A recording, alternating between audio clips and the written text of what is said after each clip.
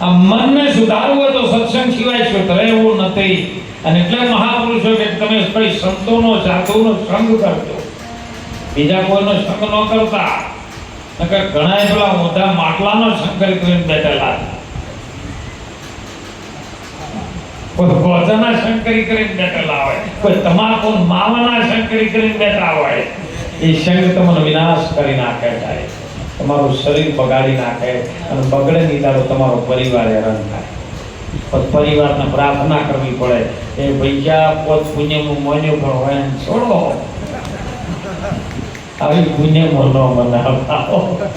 અને એટલે મહાપુરુષે સંતોએ કીધું, આ તો ઘણી જગ્યાએ એક એવું બન્યું, એક ગામની અંદર દાનચન હોય, દાનચન નોમ દાનચન, પણ કોઈને કૂતરું એ રોટલો ના લઈ જાય. આવો પણ એની ઘરવાળી બહુ દાતા, અને એની ઘરવાળી એવું કીધું કે તમે રૂપિયા કમાવામાં આટલું બધું જોર છે, કોઈક દિવસ સાધુ સંતોમાં ભજનમાં દો તો સાધુ સંતોને આપો, કોઈ દીકરીઓ લઈને જમાડો, કોઈ ભગવાનના મંદિરે જઈને રૂપિયો દાનમાં આપો, તમારું નામ દાન છે, તમે કોઈ કરતા નથી. ઘરવાળી ઘણું રોજ કે કર્યું ને એટલે ઘરવાળો કંટાળે દાન કે હવે તું કે કરું, કેમ કરો, આપણે ગંગા નદી 10 કિલોમીટર સેટિંગ છે, એ જઈને સ્નાન કરી આવો, એ સાધુ સંતો પંડિતો ઉભા હોય ને તો એ થોડું ઘણું દાન કરો, તો જેથી આ કમાયેલું છે થોડું સારા માર્ગે જાય. એટલે દનચંદ એમ છું, લાઈનતાના ઘરવાળી રોજ કકવા કરે તો આ લાઈન ગંગામાં સ્નાન કરી આવું, પણ ગંગા નદી જવું છે, પણ સ્નાન જે કણ ઘાટ છે ને એ જ આવું નથી, શમશાન ઘાટ છે એ બાદ જવું છે. કોઈ ના આવે હોય, કોઈ પંડિત ના હોય, એ બાજુ જઈને આપણે સ્નાન કરીને પાછું આવવું. તે જો કાટે તો ઘણા બધા મહાન પંડિતો જો બેઠેલા હોમોમાં યજ્ઞ કરે તો બધાનો યજમાન કે ના ભાઈ આ બાજુ નહીં, એ બાજુ હેડ પાછો અહીંયાથી તો હેડ તો 10 કિલોમીટર ગયો, કોઈ ભાડું નું આલવું પડે એટલે. અને શમશાન ઘાટ હતું ને એ બાજુ કોઈ આવે દાવે ને દીએ ગયો, ચારે બાજુ નજર કરી ભગવાનને કર્યું મારો બેટો આવ્યો કદી ને કદી આજે આવ્યો છે, લાય થોડુંક તો અને થોડીક શાન બતાવો. ભગવાન પંડિતનું રૂપ ધારણ કરીને આવ્યા, ઓઠે હંતે ગયા એટલે ઓની નજર આજુબાજુ પડી ગઈ, શમશાન ઘાટમાં કોઈ છે નહીં, લાવો પાંચી ડૂબકી લગાઈ હર ગંગે કરી નીકળી જઈ. અને જેવી ડૂબકી લગાઈ ઓખો મેચી અંદર ગયો બહાર આવ્યો ને એટલે ભગવાન કહેવાય નું બહાર આ યજમાનની જય હો. તો તમે પૈસા પેલી બાજુ ઘણા બધા હતા, મારે કોઈ આલવાનું નતું, રૂપિયો થેલીએ નથી આલવાની, તેમાં દાબાદ આવ્યો તો તોય તમે હોય કે તમે ચિંતા કરશો, હું સંતોષી બ્રાહ્મણ છું, હું ઘણું ઈ બાજુ રોજ થોડું કરતો નથી. મને તો તમારો જેવો કોક દાની આવે અને એકી દાડે બધું આલી જતો રહે, 12 મહિને સીધું આલી જતો રહે, એવું છે માર પાસે કે જો ભાઈ તમારે જે કરો કરો, આપણે 12 મહિના આપણે આવે એમ. એટલે 100 મહિનાનું આવે કે 100 મહિના શું મહિનાનું દે, 15 દાડા 10 દાડા 2 દાડા 1 દાડો આવ્યો કે 1 દાડાનું નહીં, એક કોણીઓ પૈસો મળે વળાય. એટલે આ થેલી તો આ પણ કે થેલી એમ નહીં, બાકી રાખવી હોય કો ઉધારમાં રાખવું છે, ફેર આવ્યો ચાલી જાય. હવે ફેર જો અને આવું હતું ભગવાન કે બાકી દાહે હથેલી આપણી બાકી જળ લેવાય, હથેલી બાકી રહી. પેલો તો ઘરે આવતો રહ્યો, બીજા દાડે ભગવાન ની આયુ ભાયા યજમાન ની જય હો સીતારામ કરીને ભાયા. એટલે પેલો ઘરમાં ખાટલામાં ઊંઝો તો ને કીધું ઘરવાળાને કે જોજે કોકે પોકાર પડ્યો કોણ છે. બહાર ઘરવાળી આવી એટલે ભગવાને કીધું કે કાલે મારા યજમાન તો આયા હતા, ગંગા નદીમાં ડૂબકી લગાઈ, હથેલી બાકી રાખીને આયા, ઈ લેવા આવ્યો. ઘરવાળીએ જઈને અંદર કીધું કે તમે કાલે ગંગામાં ડૂબકી લગાઈ હતી કે હા, કે કોઈ આવ્યું હતું કે હા, એક પંડિત આયા હતા કે હથેળી બાકી રાખી છે ઈ લેવા આયા. કે કહી દે કે કાલના થાચીને આયા છે હેડતા, ગંગામાં સ્નાન કર્યું કદી કર્યું નતું, ઠંડી વાય છે, મોદા પડ્યા છે. ઘરવાળી બહાર આવી, પંડિત મહાપુરુષ તમે તો સાધુ મહાત્મા છો, તમે તો દયાળુ છો, પણ કાલના હેડિંગ આયા ને હેડિંગ ગયા તે મોદા પડ્યા છે. પંડિતે કીધું કે મારો યજમાન કદાચ મોદો પડ્યો હોય અને જો કદાચ એવો દુખી મેલીને મોદો તો મારું પંડિત પણ ઓલા કરે. મારે હવે આદા ના થાય તો સીધો જાવું નથી. કરો ચંપાની તૈયારી હરિહરની.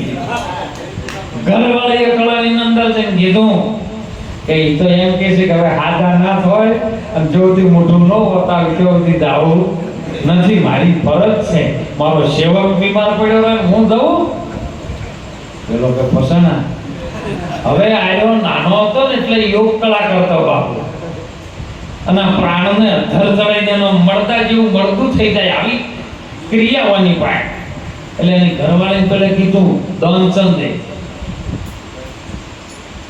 કે બે ડાચકા મારું, થોડોક અવાજ કરું અને પછી હું પ્રાણ મારી જગ્યાએ ચડાઈ ગયું. ભાઈ મહારાજને કહે કે રામ નામ સત્ય થઈ ગયા. મેં અંદર રાડ પાડી, હો બાપા રે, અરે રામા કરી પ્રાણ છોડી દીધો. પેલી ઘરવાળી દોડીને બહાર આવી કે પ્રભુ જમવાની તૈયારી નહીં થાય, હવે જમવાનું અમારા જોડે નહીં બને. એ ચંદ કે હાલત દાસકુમારી જ્યાં ભગવાનને એમ થયું દાસકુમારી મારો સેવક કદાચ મરી ગયો હોય તો હવે તૈયારી બધાને આજુબાજુથી બોલે હવે તો અગ્નિ સંસ્કાર કર્યા સિવાય ના કરે. ઘરવાળી કે તમે ઓળો હું ગામમાં કહી આવું. ભગવાન આખા ગામમાં ભર્યા, બધન ગયા ઘરો દાનચંદ મરી ગયા, દાનચંદ મરી ગયા, આખું ગામ આવ્યું સાહેબ. પેલાનો પ્રાણ અધર કરીને લાકડા જેવું લાકડું થઈને પડ્યો રહેલો. ભગવાનને ખબર પડી ગઈ કે આયો મારો બેટો મને ચેતરે, કોઈનાથી આયો નહીં પણ આજ મને હરવે આવ્યો. નનામીમાં પહોંચ્યો કોંબાલન એટલે ઘરવાળીને ખબર કે આ તો ખાલી નાટક કર્યું. એટલે ઘરવાળી બાજુમાં રોવા માંડી બાપુ હસુ મારા કે પૈસા નહીં મળ્યા. એટલે ગોપાલા મોને કે ઈ તો ભાઈ ઘણા મરી ગઈ એટલે મગજ આવું થઈ જાય તો તમે બોલો. તમને તો એવું લાગે તમે બધા એમ કોક નહીં મર્યા પડી તો મરી ગયા. નનામીમાં પહોંચ્યો, નનામીમાં પહોંચીને ઠાકડી ઉપાડીને તે શમશાનમાં લઈ ગયા. લાકડા ઉપર વન ખર્ચો. એટલે પેલા પંડિતે કીધું કે ભારો ભાઈ મારો યજમાન છે, તમે અગ્નિદાન કરો એ પહેલા મારે એને કોનમાં કહો કહેવું છે. એટલે બધા કોમવાળા કે કહો બાપુ. એટલે પેલા પ્રભુએ કોનમાં જઈ અને કીધું કે હજી જીવનમાં કોઈનાથી હું હાર્યો પણ આજ તે તારા લોભપણાના દાવે મને હરાઈ દીધો. હું ખુદ નારાયણ ભગવાન છું, તારી પધેરી દેવા આવ્યો છું. એટલે પેલો જેવો સમાધિ હતો ને હોમ ખોલી એટલે હોમે પંડિત પાડ્યો. બ્રહ્મ રૂપ ભાવે બ્રહ્માંડ નહીં એ જેની વર્તી પછી અખંડ બ્રહ્માકાર દુર્લભો દેવા સંતો. જેની દ્રષ્ટિ ખોલી જાય સાહેબ, પેલા તરત દ્રષ્ટિ ખોલીને એને તો પ્રમાણ દેખાણો પાછો વળી ગયો. ભગવાન કે જા જેલી આલી તને. એટલા મહાપુરુષો કે છે અડધા વચન ગુરુદેવના અને તાકો અનંત વિચાર. અનંત એટલે જેનો અંત ના આવે એવો વિચાર કર. આમાં તો થાકી ગયા મુનિજન પંડિતા. અને જેને વેદને ન પામ્યા પાર, વેદ પણ પાર ન પામી શક્યા એટલે વેદની અંદર નિયતિ નિયતિ નિયતિ કરીને વેદે પ્રણામ કર્યા કે હે પ્રભુ સાત સમુદ્ર કી શાય કરુણ કલમ કરો વનરાય, ધરતી કેરા કાગજ કરું તો ગુરુ ગમ લીખો ના જાય. ગુરુનો કોઈ પાર આવે એવો નથી. એવો અપરંપાર સર્વ સૃષ્ટિનો માલિક, ચૌદે બ્રહ્માંડની રચના કરવા વાળો પરિબ્રહ્મ નારાયણ પરમાત્મા છે. અને એનું ભજન કરવા માટે આપણને મનુષ્યનો દેહ મળ્યો છે. મનુષ્યનો દેહ મળવો ને એ બહુ દુર્લભ છે સાહેબ. બધું મળી જાય આપણને પણ મનુષ્યનો દેહ મળે. અને મનુષ્યનો દેહ મળ્યા પછી જો આપણે મનુષ્ય બનીને જો ન જીવને તો મહાપુરુષોએ કીધું છે, સંતોએ કીધું છે કે જો કદાચ રામ ભજી લે તું પ્રાણિયા. કોને ભજવાનું? રામને. રામ બે અક્ષર જ છે બાપુ. ઘણી ગાડીઓની ઉપર લખેલું હોય બાપુ, ગાડીઓના કાચ ઉપર લખેલું હોય રામ, પછી બંને બાજુ બબે બબે લીટા કરેલા હોય બરાબર. આ સુધી ગાડીઓ વાળાને ખબર નહીં રાખે એમ લખેલું છે. રામની આગળ પણ બરાબર, રામની પાછળ પણ બરાબર બીજું કોઈ હોય? રામથી મોટો કોઈ વિશ્વમાં છે? પિંડ બ્રહ્માંડમાં જોઈ લો તપાસી, રામ સમો વડ બીજો ઈ રામ આ મો બોલી રહ્યો છે. કક્કા કેવલ બ્રહ્મ હૈ બપા બીજ શરીર, એ રરા તો સબ में सब એટલે શરીર, રરા સબ में રમ રહા તાકો રટે કબીર. એ કબીરે એને રટણ કર્યું, એની આરાધના કરી, એની માગણી કરીને બંદગી ભરી અને પ્રાર્થના કરી અને એને કબીર સાહેબ જીવને ભજાયો. અને કબીરને પછી કેવું કરે, શ્વાસ રાખી કરી લે સમરણી. ખાલી મિથ્યા શ્વાસ મત ખોય. આ શ્વાસ આવે છે ને જાય છે ને એ જેવો તેવો નથી, તારું જીવન એમાં છે. જીવને શ્વાસ કરી છે સગાઈ, બીજા કોઈ હંગાઈ સગાઈ નહીં હો. આ જીવ તો ટકી રહ્યો તો શ્વાસથી ટકી રહ્યો. એટલે શરીરનો શ્વાસ ન તૂટવા દેવો. એટલે સંત માતા ગંગા સતીએ કીધું કે શ્વાસ અને ઉશ્વાસ આવે છે, એ શ્વાસ છે એ જન્મ થાય છે અને ઉપરી બહાર નીકળે છે શ્વાસ, એનું મરણ થાય છે. માણસ પલ પલ જન્મ ને મરણના ચક્કરમાં ફસાઈ ગયો છે.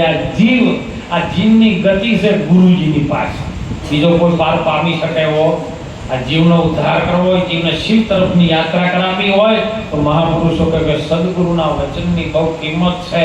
એમાં રૂખડીયો ભાવ બોલ્યો સાહેબ કે શરીરની હું ખાલ પડાવું, એની મોદડી રૂડી સીવડાવું, એમાં ઝીણા ઝીણા ઈરલા ટંકાવું, એને હોનેરી રંગથી મઢાવું અને મારા ગુરુજીને પહેરાવું ને તોય મારા ગુરુજીના વચનના તોલે ના આવે સાહેબ. વચન એ લાખા વચન તો 14 લોકમાં રમી રહ્યો છે. કયા 14 લોક? બહુ ધ્યાન રાખજો શબ્દ. આપણા શરીરની અંદર પેલા 14 લોકોમાં માપવા જાઓ તો કોઈ ભારણ તૂટી જાઓ, મેળ આવવાનો નથી.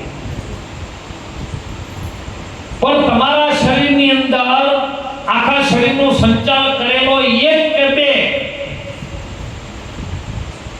આખા શરીરનું આ સંચાલન કરવા વાળો એક કે બે? એક ને દેવબા. અને સંતોએ કીધું કે હે ભગવાન કૃષ્ણજી જેવા પણ કે અર્જુન આ તું શરીરને ધારીને બેઠો ને એ નહીં, આની અંદર એક તત્વ એવું છે બધું સંચાલન એ કરીને છે આત્મા. નિરામણ બોલ્યા તારી આત્માને ઓળખ્યા વિના લખ 84 ના મટે. આ બધી ભ્રમણાની ભ્રાંતિ ભાગ્યા વિના તારા ભવના ફેરા. આત્મા શરીરમાં એક. તમારા શરીરમાં શ્વાસ અને ઉશ્વાસ બે છે ને, બે ભાગ પડે ને. છે એક પણ ભાગ બે પડે. કોઈને ઓહમ સોહમ કીધો, કોઈને શ્વાસ ઉશ્વાસ કીધો, કોઈને હિંગલા પિંગલા નાડી કીધી, કોઈને ચંદ્ર ને સૂર્ય કીધો. એમ આ શરીરમાં બે. આ ત્રણ ભુવનમાં રમી રહ્યો છે. પાતાળનું, પૃથ્વીનું અને આકાશનું. આ ત્રણ ભુવનમાં રમી રહ્યો. 3 4 તો મહાપુરુષો કે મૂળ ને કમળમાં 4 ચોકે અને જો ગુણપતિ આસન દરિયા. મૂળ મહેલમાં મહેલ થયો તો સંતોએ કીધું ખૂબ સુંદર વાત કરી છે કે ક્યાંથી આવ્યો છે આ. કોઈ આવ્યું ન હોય તો કોઈ મેળ પડે એવો પણ મને નહીં. અમરેટ થઈ જતું એટલે વાત પૂરી નથી થઈ જાય. એ ક્યું ભાઈ મગજવાનું, અને મગજનો ડોક્ટર ગમે હોય પણ મગજ પાછું ન લઈ શકે. આ એક ચોકી, આ બીજી ચોકી, ઓયથી સુંગાઈ પારખવાની દ્રષ્ટિ ત્રીજી ચોકી અને બોલાય છે ચોથી ચોકી. આ 4 ચોકીમાં મૂળ મહેલમાં આસન ધર્યો. 5 તત્વથી જે દેહ બન્યો છે બન્યો. પોતે પ્રકૃતિના આધારથી જે પોત તત્વ છે એના આધારથી જે શરીર બન્યો છે અને પોત શરીરને ચલાવવા વાળો સઠો છે મોય પ્રાણ. અને એમાં આરતીમાં આપણે જૂના વખતમાં ગાતા ષષ્ઠી તો નારાયણી મહિષા, કેવો મહી શા સુર, સુર કહેતા અવાજ, મહિષાસુર માર્યો નર નારી ના રૂપે, નર અને નારીના રૂપમાં આવ્યો, વ્યાપ્યા સર્વેમાં, આ સર્વેમાં એક જ હતો પણ નર ને નારીના રૂપમાં એ ઘાટનો દેખાણો. એ 6 અને ઓમો 7 ચક્ર કીધા બાબુ. ગુરુજીની પણ 7મી ભૂમિકા, કારણ કે 6 ગુરુ દરેકને હોય. પહેલા ગુરુ માતા, બીજા પિતા, ત્રીજા દયન જેને આપણને નાવથી જુદા કર્યા, એ ચોથો જેને નામકરણ કર્યું ફૈબા, પાંચમો તમને જે ભણવા માટે જેને વિદ્યા પ્રાપ્ત કરી એ, અને છઠ્ઠા ગુરુ આપણને જેને કંઠી બાંધી અને જેને કોણ ફૂંક્યા એ, અને 7મો સદગુરુ. આ 7 ચક્રાની અંદર, 7 ભૂમિકાની અંદર, 7 સમુદ્રાની અંદર, અને આ જગતનો જે વ્યવહાર ચાલી રહ્યો છે ને એ 7 વારમાં ચાલી રહે. 8મો ન આવે, છતાં અઠવાડિયું કેવું પડે, કારણ કે વ્યવહાર છે 8મો. 7 વારમાં તમે વ્યવહાર કરી રહ્યા છો. અત્યારે તો ઘણું આવ્યું જમણવારનું બધું. અને 8મો 5 તત્વ સાથે 3 ગુણ જુટ્યા, રજોગુણ, તમોગુણ, સતોગુણ. 5 તત્વ અને 3 ગુણ, 8. 8નો શરીરનો બનાવ્યો 8. આ 8માં 9મો, 9 દરવાજા તારી નવી રમતના, અને 10મા મોલમાં વો દેખાય. આ 9 દરવાજા 9 અને 10મા મોલમાં કોણ છે? એ 10મો મોલ છે ગુરુનો છે. જન્મ પણ આપણો 10મા મહિનામાં જ થાય. કોઈ માણસનો જન્મ થાય ને એટલે 10મા મહિનામાં થાય. અને તમે જ્યારે ગુરુ મહારાજ જોડે બોધ લ્યો ને તો ગુરુ મહારાજ તમને 10માં લઈ જાય કે 9 તો દરવાજા નવી રમતના, 10મા હોલમાં હો દેખાય. અને 9 મહિને કોઈ બાળકનો જન્મ થતો નહીં, 10મા મહિનામાં થાય. 9 મહિના પૂરા થાય ને એટલે બાપુ 10માં જન્મ થાય. આ તો ખાલી સિદ્ધાંતને ગણતરમાં ફેર પડી જાય કે 9 મહિના પૂરા થયા છે ભાઈને, અને હવે બાબો આવશે કે બેબી આવશે, 9 પૂરા થઈ ગયા એટલે 10માં બેન સીધું બાળક આવે. તો એમાં જન્મ થાય છે ને તો આ શરીરમાં તમારો ગુરુ 10મા દ્વારમાં તમારો જન્મ કરાવે, અવતાર કરાવે. પછી તમારું 11મું મન છે ને એ ગુલામ થઈ જાય. મન રે મન તો તારા ઠેકાણે હરીને ઠેરાય, પછી બીજો નથી બોલતો. મન તો દરિયાની લેરી સમાન છે, અને લેરી સમાન તો સમંદર દરસાય, બીજો રે નથી બોલતો. આ મન ઠેરાઈ જાય કાલે, મન ફેરી જાય એટલે મન રહે. પછી કેવું આવે 11 પછી? ઘણી વખત દોષિત દોહમાં મરી ગયા હોય ને એટલે કે શું કરવાનું છે? 12મું. કેવું? તો જો શબ્દ શું કે થાય? 12મું. હું શું બાય શું લા તું આમાં આવતો નહીં. 12મું અને 12 જતો રહે એટલે સાહેબ ઈ તરી જાય 13માં. અને પછી 14 છે, 14 સ્વરૂપ.